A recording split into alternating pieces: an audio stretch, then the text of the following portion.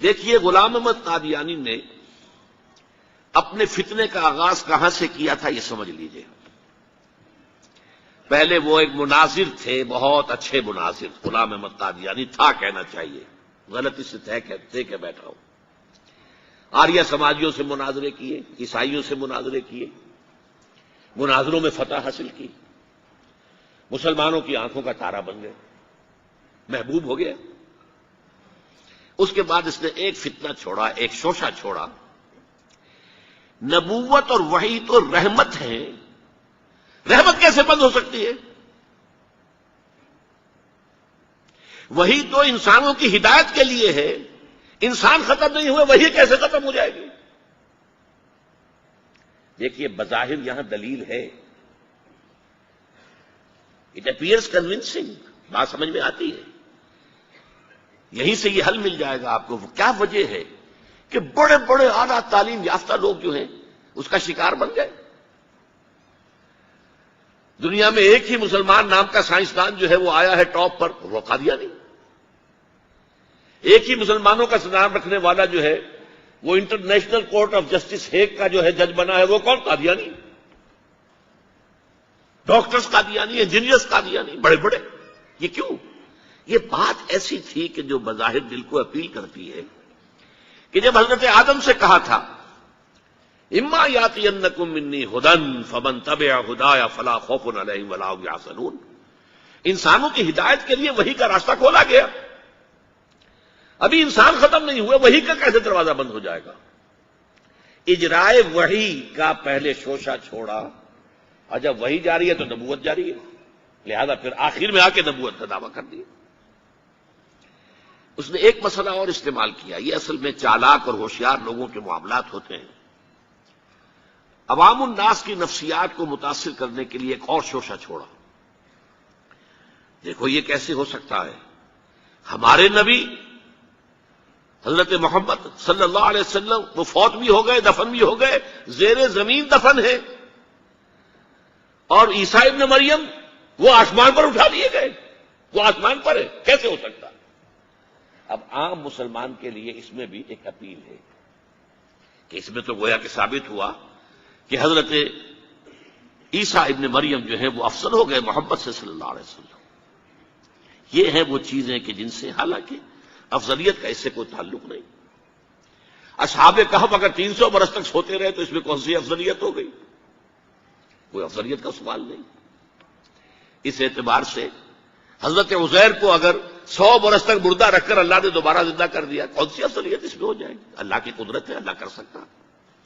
لیکن عام آدمی کو اپیل کرنے والی باتیں ہیں یہ، لہذا اس نے شوشہ چھوڑا کہ نہیں یہ غلط ہے، یہ مولویوں کے ڈھکوسلے ہیں، یہ قرآن مجید میں صراحت کے ساتھ نہیں ہے، یہ حدیثوں کے اندر ہے، حدیثوں کے بارے میں جو ہے وہ ہم اطمینان نہیں کر سکتے کہ حضرت مسیح جو ہے وہ سولی نہیں چڑھائے گئے، وہ سولی چڑھائے گئے، وہ فوت نہیں ہوئے، البتہ زخمی ہو کر وہاں سے اتار لیے گئے تھے، پھر ان کا علاج معالجہ ہو گیا، پھر وہ علاقہ چھوڑ کر کشمیر میں آ گئے، یہاں آ کر ان کا انتقال ہو گیا، یہاں دفن ہوئے، یہاں کشمیر میں ان کی قبر بھی موجود ہے۔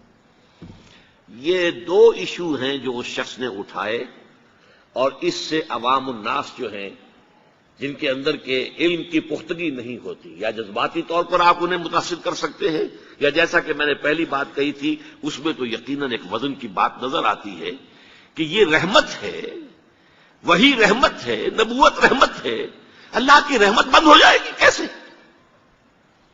اب اس کا جواب ہے یہاں۔ میں نے اس قادیانی سے کہا کہ مجھے یہ بتاؤ کہ کیا تم یہ مانتے ہو کہ اللہ کی ہدایت قرآن میں کامل ہو گئی؟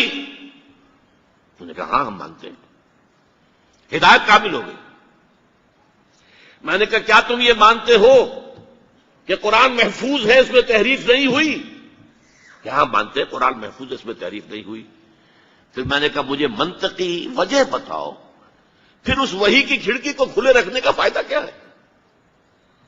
وہاں سے جو آنا تھا جو مکمل ہو گیا قرآن، ہاں قرآن میں اگر تحریف ہو جاتی، اس کی حفاظت کا ذمہ نہ لیا گیا ہوتا تو کسی نبی کی ضرورت تھی کہ جو آ کے اس کی تصحیح کرتا کہ یہ بات یوں نہیں یوں تھی، یہ غلطی کر دی گئی ہے، ورنہ حقیقت یوں تھی۔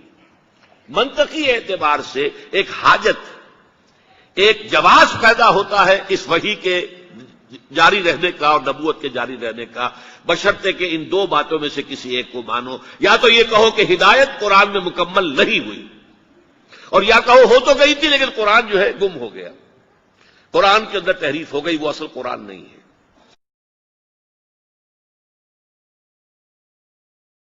اسی زمانے میں ایک واقعہ یہ ہوا تھا، غلام احمد قادیانی نے ایک دعوتی خط لکھا کابل کے حکمران.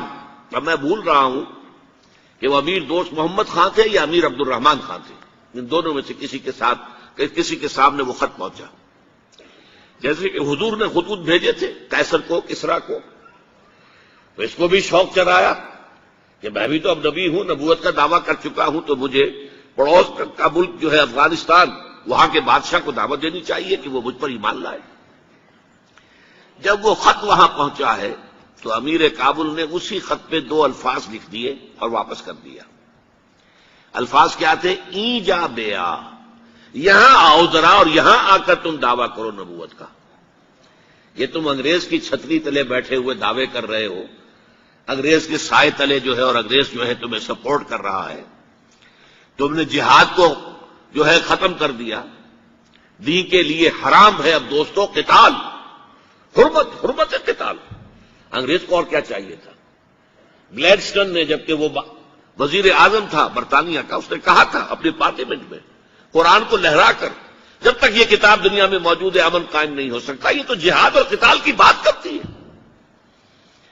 تو ان کو اور کیا چاہیے تھا کہ اگر کوئی اس قتال کو ختم کر دے، منسوخ کر دے، اور مسلمانوں میں سے جذبہ جہاد اور قتال فی سبیل اللہ کو نکال دے، تو اس سے بڑی اور کیا خدمت ہوگی. لیکن یہ کہ اگر تمہیں یہ دعوت دینی ہے تو ذرا یہاں آؤ، ای جا بے آ، یہاں آ کے یہ دعوت دو مجھے، تاکہ تمہارے 14 طبق روشن ہو، تمہیں معلوم ہو کہ اس دعویٰ کرنے کا مطلب کیا ہے.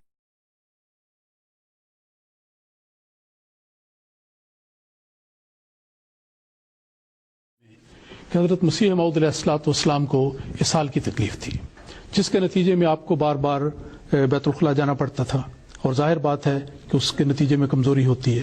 تو یہ سلسلہ چلتا رہا اور آخر میں یہ نکاحت اپنی انتہا کو پہنچی اور آپ کا وہاں پر وصال ہوا.